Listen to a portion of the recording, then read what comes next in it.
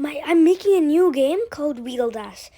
Wheel Dash is gonna be like a game like Geometry Dash, but instead of the Geometry character, there's gonna be a wheel.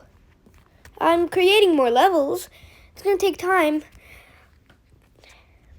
Look, you're just jumping there, jumping there.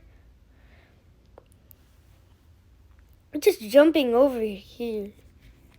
It took a lot of code, but it was worth it.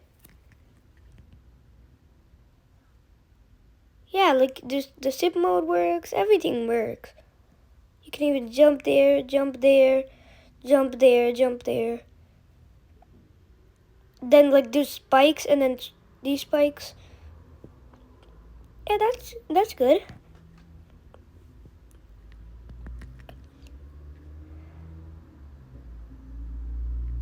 And the game is about to be completed. So after this, it goes like this, and then you go to an empty space, and you win. The level completes. Then you come back here. It took a lot of code. Like, look at the player.